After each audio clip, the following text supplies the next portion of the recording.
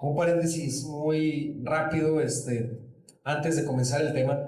Yo hace unos días le decía a mi esposa que tenemos alrededor de 3 años, si no me estoy equivocando, como iglesia, casi 3 años.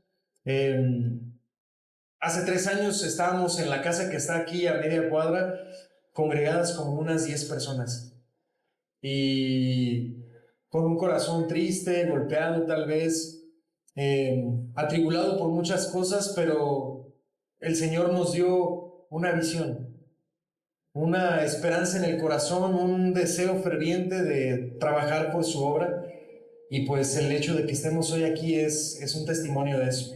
Y ahora que yo miraba un poquito para atrás, veía sus caras, me llenó como pues de gusto, de esperanza, saber que pues lo que hacemos nunca es en vano porque lo hacemos para Dios, pero podemos ver en nosotros mismos que ha sido un trabajo que Dios ha bendecido, y que yo les pido y les ruego en el Señor que oren al Padre, que agradezcan, y que así como hace 3 años ese grupito de personas le dijo al Señor, pues ahora sí que no tenemos nada, no sabemos qué tenemos que hacer, Señor, pero aquí estamos, úsanos y haremos lo que tú nos dices. Podemos tener esa conciencia todos los días, de presentarnos delante de Dios y decir la verdad: Señor, no tengo nada que ofrecerte.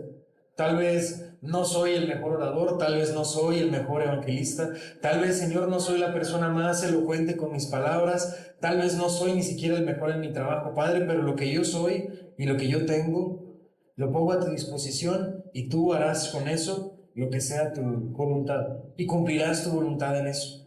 Pidámosle a Dios que cumpla su voluntad con nuestra iglesia, que seamos el número que sea su voluntad, que lleguemos al lugar en el que sea su voluntad, y que al final de nuestra vida, cuando estemos en nuestro lecho a punto de encontrarnos con el Señor, podamos decir: caminé el camino, corrí la carrera y cumplí con mi propósito. Amén.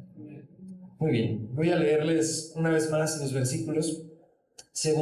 Primera, Efesios capítulo 1, versículos del 1 al 11. Dice: y Él os dio vida a vosotros cuando estabais muertos en vuestros delitos y pecados, en los cuales anduvisteis en otro tiempo, siguiendo la corriente de este mundo, conforme al príncipe de la potestad del aire, el espíritu que ahora opera en los hijos de desobediencia, entre los cuales también todos nosotros vivimos en otro tiempo, en los deseos de nuestra carne, haciendo la voluntad de la carne, de los pensamientos, y éramos por naturaleza hijos de ira, lo mismo que los demás. Pero Dios dice que es rico en misericordia por su gran amor con que nos amó, aun estando nosotros muertos en pecados, nos dio vida juntamente con Cristo, por gracia sois salvos. Y juntamente con Él nos resucitó, y asimismo nos hizo sentar en los lugares celestiales con Cristo Jesús, para mostrar en los siglos venideros las abundantes riquezas de su gracia en su bondad para con nosotros en Cristo Jesús. Porque por gracia sois salvos por medio de la fe, y esto no de vosotros, pues es don de Dios, no por obras, para que nadie se gloríe, porque somos hechura suya, creados en Cristo Jesús para buenas obras, las cuales Dios preparó de antemano para que anduviésemos en ellas. Por tanto, acordaos de que en otro tiempo vosotros los gentiles, en cuanto a la carne, erais llamados sin circuncisión, por la llamada circuncisión hecha con mano en la carne. Estos pasajes, hermanos, los comenzamos a estudiar hace 15 días. Si no recuerdo mal, nos quedamos en el versículo 4, pero me gustaría recordar un poco de dónde venimos. Pues los versículos del 1 al 4 nos ponen en contexto de la persona que éramos antes de conocer a Cristo. Si ustedes recuerdan, en el capítulo 1 hablamos de las abundantes riquezas que uno puede alcanzar en Cristo, y de cómo uno tiene un banco lleno de bendición espiritual del cual puede echar mano si es que ha llegado a conocer a Cristo. Y el gran tema de todos estos sermones o de estas predicaciones ha sido: echen mano de las bendiciones espirituales que tenemos en Cristo. Pero hicimos un alto en este capítulo 2 porque Pablo atinadamente nos pone primero en la perspectiva de las cosas. Pues cuando nosotros echamos mano de esas bendiciones, tenemos por tendencia a olvidar de dónde venimos. Sin ir tan lejos, la misma Biblia está llena de referencias del pueblo de Israel en donde ellos una y otra vez eran bendecidos por Dios y habiendo alcanzado un estatus grande, habiendo alcanzado la tierra prometida, habiendo establecido un rey, habiendo adquirido propiedades, riquezas, materia prima, ganado, ellos prontamente se olvidaban de Dios y se volvían en pos de las pasiones antiguas, en pos de los dioses de las religiones que estaban cercanas a ellos, y se olvidaban del Dios que les había brindado todos esos beneficios y bendiciones. Y entonces caían de la gracia de Dios. Otra vez el Señor enviaba el juicio sobre esa nación, volvían a caer en pecado terrible, volvían a ser víctimas de muchos padecimientos que los llevaban otra vez a estar a los pies de Cristo, pedir perdón por sus pecados, volverse de sus pecados, volver a adorar a Dios. Dios les volvía a dar otra vez ganado, riquezas, tierras, y otra vez se olvidaban de cuál era el Dios que los había bendecido de esa manera. Cuando nosotros como cristianos nos enfocamos solamente en las cosas que podemos obtener, o las cosas que podemos ganar, o las cosas de las cuales podemos echar mano, podemos caer en la terrible equivocación de olvidarnos de dónde es que Dios nos sacó y por quién es que estamos nosotros hoy aquí. Es por eso, hermanos, que Pablo sabiamente en el versículo 1 nos dice que Él nos dio vida a nosotros cuando estábamos muertos en nuestros delitos y pecados. Es importante, hermanos, que entendamos que antes de conocer a Dios no éramos a la vista de nuestro Señor ni a ninguna otra posible visión gente favorecida por Dios. No éramos gente que se merecía algo de Dios. No éramos gente que tenía tanto talento, que tenía tantas cosas valiosas que Dios tuvo que hacer algo para ganarnos. Pablo nos recuerda que Él nos dio vida a nosotros cuando nosotros estábamos muertos en nuestros delitos y pecados. Esas son las dos palabras tal vez que más nos representan en ese momento, la muerte y el pecado. Sin Cristo nosotros éramos muertos en nuestros delitos y pecados, y esa es la condición terrible de toda la humanidad sin Cristo. Dice el versículo 2 que en eso nosotros anduvimos en otro tiempo. Nosotros estábamos en esa condición en otro tiempo. Dice que seguíamos la corriente de este mundo conforme al príncipe de la potestad del aire. Dice el espíritu que ahora opera en los hijos de desobediencia. Ese espíritu nosotros lo conocemos. La Biblia entera lo llama el rival, el adversario, Satanás. Aquel que lleva a las personas a cometer los actos más impuros, dándoles las herramientas necesarias para que hagan lo que su corazón les manda. Eso éramos nosotros. No personas valiosas, no personas santas, no personas dignas del amor de Dios, sino personas que estaban muertos en sus delitos y pecados, que solamente seguían la voluntad de su corazón, que era mala y que obedecía a los deseos de Satanás. Eso éramos todos nosotros. Y Pablo nos hace recordarlo. Dicen los cuales también todos nosotros vivimos en otro tiempo, siguiendo los deseos de nuestra carne. Eso éramos nosotros. A veces cuando nos encontramos, yo decía hace un momento, en este lugar vemos las personas alrededor, vemos los equipos, vemos los micrófonos, podemos llegar a pensar que lo alcanzamos por nosotros mismos. Y podemos sonreírnos al espejo y decir, mira todo lo que he logrado. Y todo lo que he hecho porque soy muy bueno. Y mira todo lo que he alcanzado por la gran persona que yo soy y lo mucho que yo valgo. Pero Pablo nos recuerda que nosotros éramos muertos en nuestros delitos y pecados, y es Él el que nos dio vida a nosotros. Es Él el que puso su santa vida valiosa en medio de nosotros, y llegamos a ser lo que somos por una obra que Él hizo en nosotros. No por algo que había en nosotros, sino por algo que había en Dios y que Él puso en nosotros cuando nosotros estábamos muertos en nuestros delitos y pecados. Dice que en otro tiempo nosotros estábamos igual que ellos y éramos por naturaleza hijos de ira, lo mismo que los demás. No éramos en ningún sentido, hermanos, diferentes. Una y otra vez, hermanos, no me cansaré de repetirlo toda mi vida y van a cansarse de escucharme decir esto, pero no alberguen en su corazón alguna parte que piensen ustedes que fue valiosa para Dios y que a Dios lo hizo y lo obligó a salvarte. Nosotros no teníamos eso. Nosotros no teníamos valor alguno que le representara algo a Dios. Nosotros no tenemos nada que ofrecerle a Él. Nosotros no lo hacemos más Dios si creemos en Él. Nosotros no lo hacemos más santo si lo llamamos santo. Cuando nosotros lo bendecimos y lo amamos y le decimos, Señor, tú eres grande y digno de toda la gloria y de toda la alabanza. Cuando tú le dices eso, hermano, no lo estás haciendo más santo. No lo estás haciendo más digno. No lo estás haciendo más Dios. Si Él te salva, no se hace más misericordioso. Dios ya es todo lo que Él puede ser. Dios ya es todo lo pleno que Él puede ser. Cuando Él nos salva, hermanos, no lo hace por Él mismo. No lo hace por ganarse Él un favor de alguien. Dios nos salva por puro afecto de su misericordia. Y la vida entonces humana, delante de Dios, hermanos, no tiene dignidad para ser salvada. Es un acto de misericordia. Y la misericordia no mira la condición de la persona a la que favorece. No mira sus cualidades. La misericordia es un atributo natural de la persona que la muestra y no necesita de la otra persona algo. Bueno, pero eso fue el tema de la vez pasada, ¿verdad? Hasta aquí el resumen. Nos quedamos en el versículo 4.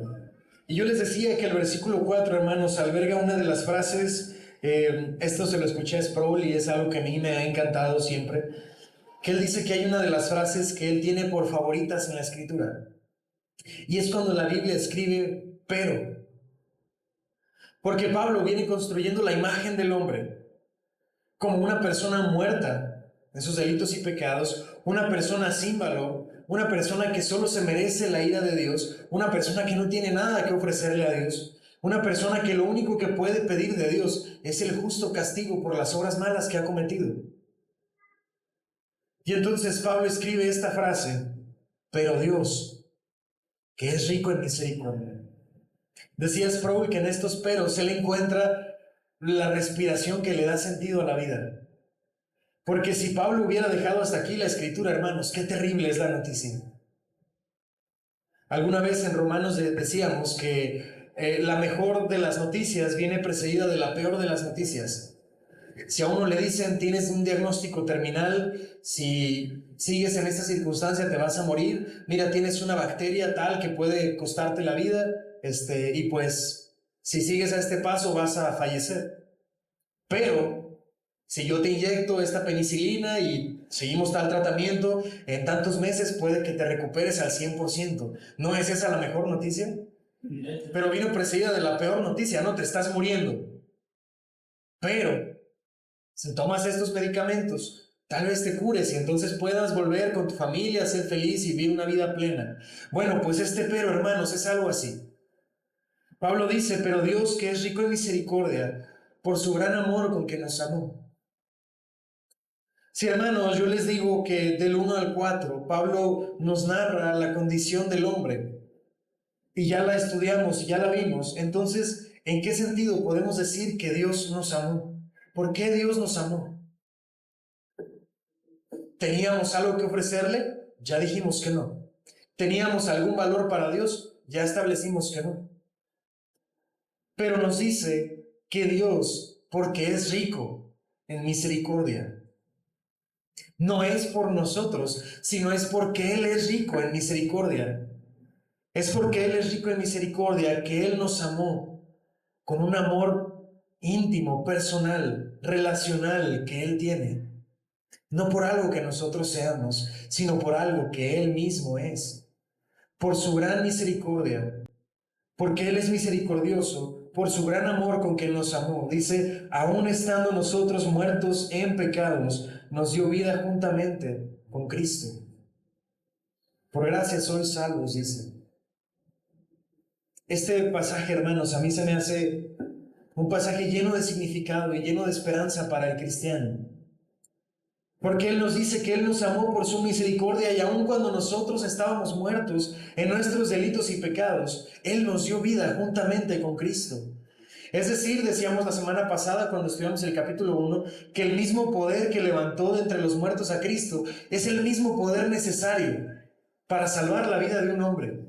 Dios no utilizó un poder distinto, una clase de poder diferente, un poder inferior al que usó en Cristo, sino que el mismo poder que resucitó a Cristo de los muertos es el mismo que fue necesario para salvarnos a nosotros, porque estábamos muertos en nuestros delitos y pecados, y así como Cristo fue resucitado, era necesario que nosotros también fuéramos resucitados. Estábamos como muertos en vida.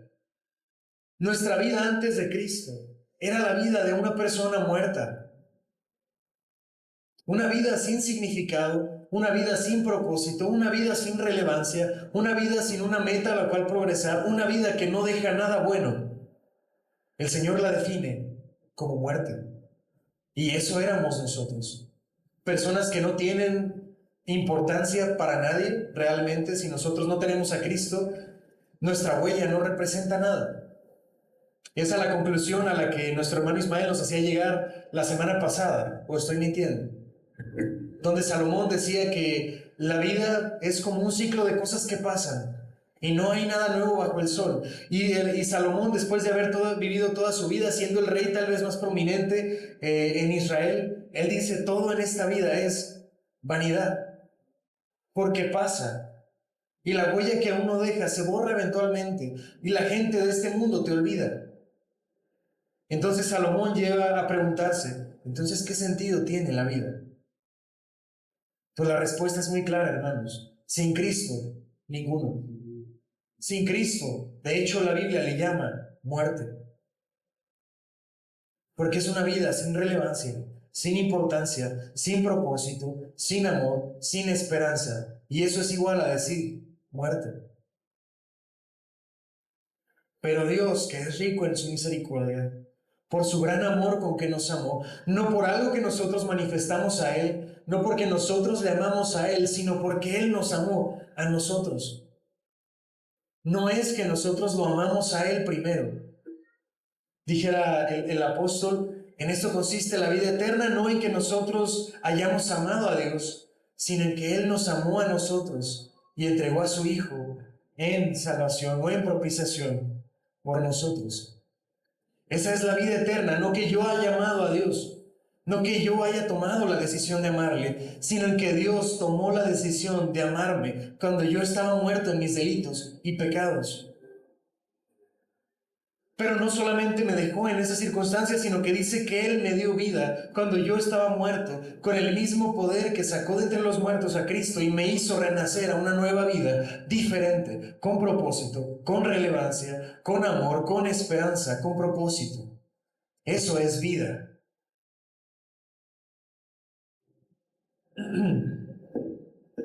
Tal vez, hermanos, ahí está la gran diferencia en la evangelización o en la predicación que hacen otras personas que predican el evangelio livianamente. Porque ellos nos enseñan a decirle a las personas que Dios las ama tal como son. ¿Alguien ha escuchado eso? Que me levante su mano. ¿Alguien ha escuchado a alguien predicar así? Dios te ama tal como tú eres. Hermano, qué terrible es esa mentira. No es cierto. Dios no te ama tal como tú eres. Dios te amó a pesar de lo que tú eras. Pero Dios nunca te deja tal como tú eras.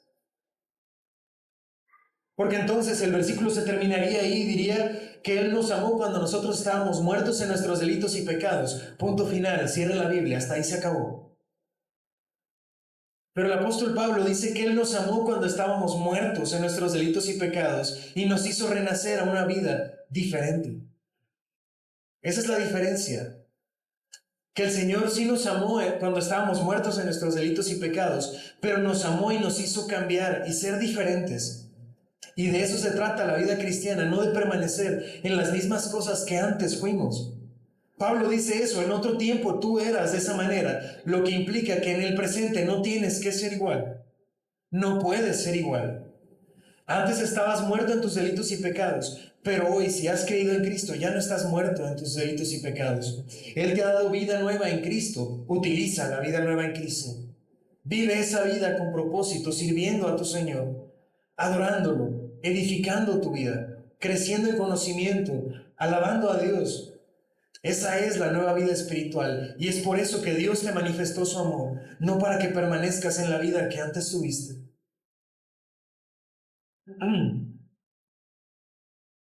A veces las personas leen estos pasajes y piensan que Dios ama a todas las personas, que Dios manifiesta su amor a todas las personas. Pero si ustedes me acompañan en la Biblia, vamos a leer algunos pasajes, si son tan amables. Vamos a ir a Salmos 2.12. Salmos 2.12.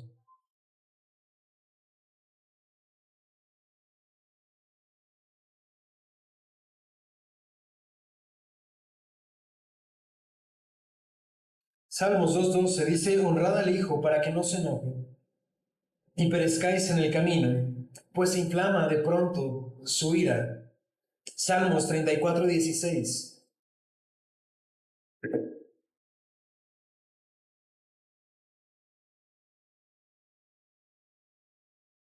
Salmos 34.16 dice: la ira de Jehová está contra los que hacen mal, para eliminar de la tierra la memoria de ellos. Yo les hago esta pregunta, hermanos: ¿cuál es la actitud que Dios tiene contra el mundo? Según Salmos 34.16, dice que su ira está contra los que hacen el mal, para eliminar de la tierra la memoria de ellos. Si nosotros tomamos el versículo anterior, dice que debes de honrar al Hijo para que no se enoje y perezcas en el camino, porque se inflama de repente, su ira. Es decir, que Dios no siente amor por todo el mundo. Dios no ama a todas las personas. Aquí claramente dice que aquellos que no honran a su Hijo lo provocan a ira, y aquellas personas perecerán en el camino. Y el capítulo 34, versículo 16, dice que su ira está contra los que hacen lo malo, y Él está a punto de hacerlos desaparecer de la memoria de la tierra. Esa no es una manifestación de amor, ¿verdad? Salmo 90, versículo 9. Salmo 99. Dice: porque todos nuestros días declinan a causa de su ira. Acabamos nuestros años como un pensamiento. A veces, hermanos, yo no sé qué clase de Biblia lean los que hablan de esta manera, pero tienen las personas esta tendencia de decir que Dios nos ama a todos y que todos somos sus hijos. Y que a final de cuentas no importa la forma en la que tú vivas, porque Dios es muy bueno y Dios te va a amar y Dios te va a salvar a final de cuentas. No importa cómo vivas tu vida, no importa quién seas, Dios siempre va a llevarse al cielo a todas las personas. Pero si nosotros leemos la palabra una y otra vez, nos dice que aquellos que hacen el mal, Dios va eventualmente a manifestar su ira contra ellos y borrará la memoria de ellos. Y entonces uno le hace: es que bueno, ¿no? Yo creo que yo no soy tan malo. Yo creo que yo no he matado a nadie. Yo nunca he robado más que un chicle en la tienda, ¿no? De niño. Yo creo que eso no cuenta. Entonces yo creo que no soy tan malo. Pero Pablo en Efesios nos dice que nosotros éramos contados entre los malos. Dice el versículo 3 del capítulo 2 de Efesios, dice: y éramos por naturaleza hijos de ira. Es decir, hermanos, que todos éramos hijos de ira. Todos merecemos de Dios su justo castigo, su justa retribución. Nadie, hermanos, puede llamarse a sí mismo hijo de Dios. Todos éramos más bien hijos de ira. La gran diferencia, hermanos, es que Dios nos mostró su favor a nosotros cuando no nos lo debe, cuando no se lo debe a nadie. Cuando nadie puede ser llamado su hijo naturalmente, más que Jesucristo. Todos los demás somos hijos de ira. Nosotros estábamos en esa circunstancia, pero Dios, que es grande en misericordia, nos mostró un amor especial y diferente a nosotros, a los que creemos en Él. Ese amor y diferente, hermanos, no lo muestra a todas las personas. Dios muestra un amor general a su creación. Un amor que desborda contra toda su creación, y es por eso que el sol sale sobre justos e injustos. Es por eso que llueve y riega los campos, y los campos dan su fruto, y el fruto alimenta a las personas que son buenas y a las personas que son malas. Eso es porque Dios ama a su creación. Es porque Dios es un Dios que provee para su creación. Pero eso es muy diferente a decir que Dios me ama como su hijo. Dios no ama a todos como sus hijos. Aquellos que demuestran fe en Él, aquellos que le entregan su vida, aquellos que se arrepienten de sus pecados, es a los que realmente Dios les ha manifestado su amor especial, su amor diferente. No un amor como a su creación, sino un amor de padre a hijo. De hecho, si nosotros profundizáramos aún más en este versículo, perdón, el mismo hecho de que nosotros hayamos creído en Él es una manifestación del amor que Él nos mostró a nosotros. El orden es este. Él nos amó cuando estábamos muertos en nuestros delitos y pecados. Y muertos no éramos nada, muertos no podíamos hacer nada, muertos no aportábamos nada. Y Él nos amó cuando estábamos muertos y nos hizo renacer a una nueva vida en Cristo. Y en esa nueva vida en Cristo tú manifestaste fe, confianza. Y entonces realmente y verdaderamente comenzaste a vivir una vida diferente. Pero todo eso es una manifestación del amor en Cristo. Dice el versículo 6: y juntamente con Él nos resucitó, y asimismo nos hizo sentar en los lugares celestiales con Cristo Jesús. Fíjense, hermanos, lo radical del cambio en la vida de un cristiano. Que Pablo comenzó diciendo que estábamos muertos en nuestros delitos y pecados. Que cuando Dios nos mostró su amor, nos hizo resucitar de entre los muertos. Y dice que nos hizo sentar en los lugares celestiales en Cristo. Es tan radical el cambio, hermanos, que pasaste del sepulcro, de la tumba, a estar sentado al lado de Cristo. Así de radical es la diferencia. Hablando en términos espirituales, hermano, pasaste de estar muerto a vivir la vida más plena que alguien puede vivir.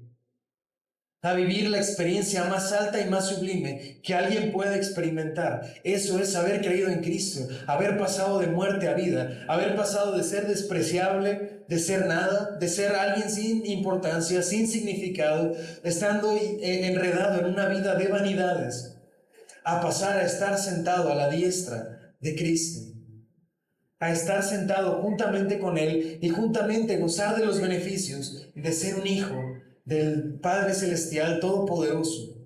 Y es entonces, hermanos, que Pedro escribe en su carta general, si vamos para allá, es Primera de Pedro. Primera de Pedro 2:9. Primero vamos a ir a Primera a los Corintios, perdón. Primera a los Corintios 1:28.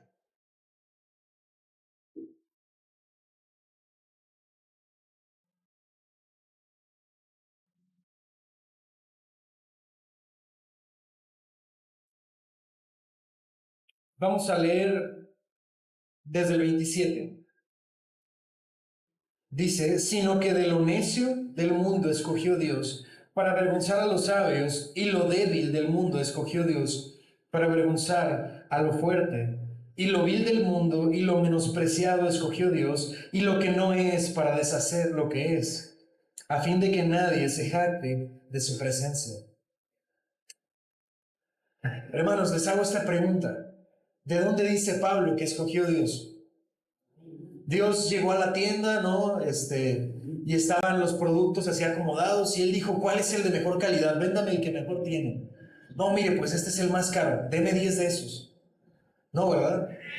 Dios agarró, hermanos, del anaquel de hasta el fondo, empolvado, entelarañado, ya manchado, ya sucio, ya caducado.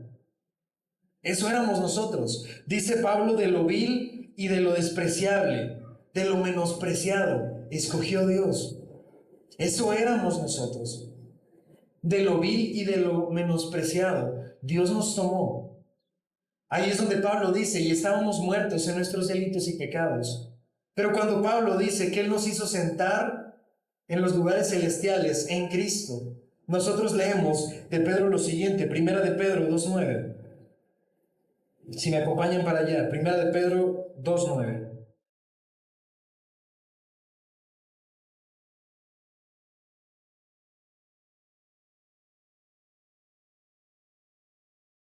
Primera de Pedro 2:9. Dice Pedro, mas vosotros sois linaje escogido, real sacerdocio, nación santa, pueblo adquirido por Dios para que anunciéis las virtudes de aquel que os llamó de las tinieblas a su luz admirable. Vosotros que en otro tiempo no erais pueblo, pero ahora sois pueblo de Dios, que en otro tiempo no habíais, alcanzado misericordia, pero ahora habéis alcanzado misericordia. ¿Qué pasó en medio de esas dos situaciones, hermanos? De lo vil y de lo menospreciado agarró Dios. Pasamos a Primera de Pedro, en donde dice real sacerdocio, nación santa, pueblo adquirido por Dios para que anuncie sus buenas obras. Hermanos, cuando Pedro nos llama real sacerdocio, nos está poniendo una investidura especial. Está diciendo real sacerdocio, es como decir ustedes son mis sacerdotes, pero son como reyes. Son una nación santa, una nación diferente, especial, amada, adquirida. Dice ustedes en otro tiempo no eran pueblo, pero ahora son pueblo. ¿Qué pasó en medio? Lo que pasó en medio, hermanos, pero Dios, que es rico en misericordia, por su gran amor con que nos amó, aun cuando estábamos muertos en nuestros delitos y pecados, nos dio vida juntamente con Cristo, y juntamente con Cristo nos hizo sentar en los lugares celestiales, en Cristo. Eso es lo que pasó en medio.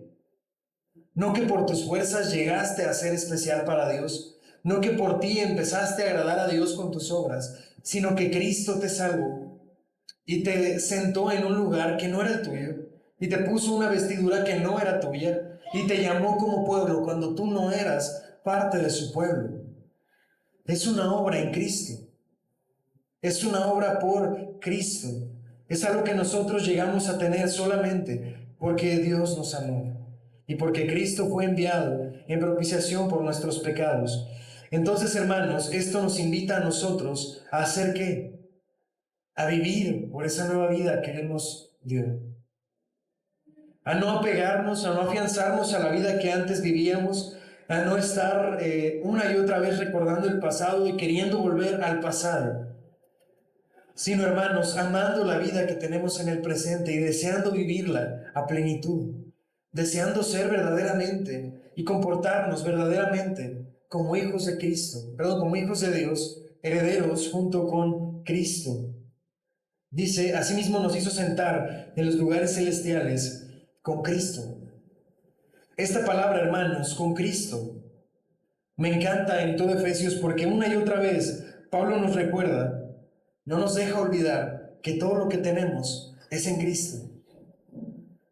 Este libro, hermanos, lo hemos titulado La abundancia de las riquezas espirituales en Cristo. No es en otra cosa, sino en Cristo. Si ustedes pueden fijarse, vean que en el capítulo 1, versículo 3, Pablo dice que las bendiciones espirituales vienen a nosotros solamente en Cristo. Versículo 4, dice que Dios nos escogió desde antes de la fundación del mundo, en Cristo. El versículo 5 dice que fuimos adoptados como hijos de Dios por medio de Cristo. El versículo 6 dice que Dios nos hizo aceptos en el amado, es decir, en Cristo. El versículo 10 dice que Dios se propuso reunir todas las cosas en Cristo. Versículo 11 resalta que somos herederos de las bendiciones de Dios en Cristo. El 12 dice que somos para la alabanza de Dios por el hecho de haber esperado en Cristo. Versículo 13 afirma que fuimos sellados con el Espíritu Santo de Cristo, en el cual escuchamos la palabra de Dios, y puedo seguirme así en todo el libro de Efesios. Una y otra vez, Pablo nos dice que los dones, las bendiciones espirituales, esta nueva vida, es en Cristo, a quien, hermanos, le debemos todo lo que somos, todo lo que podemos ser, todo lo que podemos aspirar, todo lo que podemos conseguir, se lo debemos a Cristo. Pues por eso, hermanos, que una y otra vez, nuestra alabanza, nuestros cantos, nuestras oraciones, nuestras peticiones, nuestras lágrimas, nuestras alegrías, nuestras risas, la comunión, hermanos, debe de ser para glorificar la persona de Cristo. Y ese debería de ser el motivo por el cual vivimos, todos los días reconociendo que es Cristo. Y cuando venga una bendición a tu vida, recuerda y agradécele a Cristo en primer lugar. Cuando venga el ascenso en el trabajo, no digas gracias porque yo fui tan capaz que mis jefes se dieron cuenta de mi capacidad y ellos dijeron no podemos seguir si no te crecemos. Más bien deberíamos decir gracias Cristo porque la nueva vida que me diste me hizo una persona buena para trabajar. Gracias Cristo por eso. Gracias Cristo porque me diste una familia. Gracias Cristo porque me hiciste un padre. Gracias Cristo porque me hiciste una madre. Gracias Cristo porque me hiciste un estudiante. Gracias Cristo porque todo lo que soy y todo lo que tengo y todo lo que puedo ser es porque tú me amaste y te entregaste en sacrificio por mis pecados y todo lo que soy te lo debo a ti. Y todo lo que soy debe de ser para glorificarte a ti, porque me pasaste de muerte a vida, porque me pasaste de lo menospreciado, de lo vil, de lo sin sentido, al real sacerdocio, a la nación santa, a la potestad de ahora poder llamarme hijo de Dios, a pesar de que no lo era. Quise el versículo 7 y ya con esto quiero terminar porque creo que ya estoy llegando a la hora. Dice, para mostrar en los siglos venideros las abundantes riquezas de su gracia, en su bondad para con nosotros. ¿En quién? En Cristo Jesús. Ahí está el propósito, hermanos. Si tú te preguntas, ¿por qué el Señor me alcanzó? ¿Por qué no a alguien más? ¿Por qué Dios me escogió a mí? ¿Con qué propósito? ¿Para qué me puso en medio de este mundo? ¿Para qué me hizo hijo de mis padres? ¿Para qué me puso en esta escuela? ¿Para qué me puso en este trabajo? Bueno, la respuesta está aquí. Dice, para mostrar en los siglos venideros las riquezas de su gracia en su bondad para con nosotros en Cristo Jesús. ¿Por qué Dios me escogió a mí? Para mostrar las riquezas de su gracia. Para que Dios al final de mi vida pueda presentarme delante de otras creaciones y decir, este es mi hijo, yo lo salvé. Yo di mi vida por él y ve en lo que lo convertí. Ese es el propósito. No sabemos qué va a haber después de esta vida. No sé si haya otras creaciones. No sé si haya otra vida en otro planeta. No puedo asegurar eso ni puedo decir si sí o si no. La Biblia no habla de eso. Pero lo que sí nos dice es que Dios en los futuros siglos va a presentarnos como una obra que Él hizo. Como una obra que engrandece su nombre. Y con eso no quiero decir que lo hace más santo, sino que me refiero a una obra que lo enorgullece. Una obra en la cual Él se complace. De decir, estos eran personas así malos, corruptos, viles, despreciables. Pero toqué sus vidas y los cambié y los hice personas con propósito, diferentes, capaces de amar, capaces de perdonar, capaces de tener dominio propio, capaces de hablar cosas santas, capaces de tocar la vida de otros a través de la predicación. Para eso fuimos llamados. No fuimos llamados a una vida cristiana para seguir viviendo como antes, sino para honrar el nombre del Dios que nos mostró su amor. Un amor que no nos debía, un amor que no nos merecíamos, pero que aún así Él decidió tener por nosotros. Hermanos, si hasta ahora no hemos vivido de esa manera, si hasta ahora hemos sido más bien hijos desagradecidos, hijos rebeldes, hijos que hacen lo que quieren, es un buen momento para hacer el alto, para ponernos de nuestras rodillas y agradecerle a Dios por salvarnos, agradecerle a Él por habernos mostrado un amor diferente, un amor que no se presenta para todos, hermanos. De verdad que me faltan las palabras para explicar lo tremendo que es eso. Que la oportunidad que tú tienes de escuchar el Evangelio no es una oportunidad que todos tienen. Que la oportunidad que tú tuviste de arrepentirte de tus pecados, hermano, no todos la tienen. Que fuiste tremendamente bendecido escuchando su palabra, teniendo una Biblia a la cual poder recurrir, hermano. Esa es una bendición que no todos tienen. No todos pueden llamar a Dios su Padre. Qué terrible es que tú sí lo puedas llamar así y que no lo aproveches. Qué terrible es que tengas un Dios que está lleno de bendiciones, lleno de cosas abundantes para tu vida, lleno de propósito, y decidas vivir una vida sin propósito. Qué terrible sería, hermanos, vivir así. Estamos a tiempo, hermanos, todavía. Dice la palabra, buscar a Dios mientras éste puede ser hallado. Hermanos, estamos a tiempo. No dejen que se les pase el tiempo. Vivamos una vida que le agradezca a Dios. Una vida que lo alabe. Una vida que lo glorifique. Para que cuando hayamos corrido la carrera podamos decir, la corrí bien. Esperé en Él. En mi esperanza deposité mi confianza en Él. Y Él me respondió. Amén. Vamos a terminar con una oración.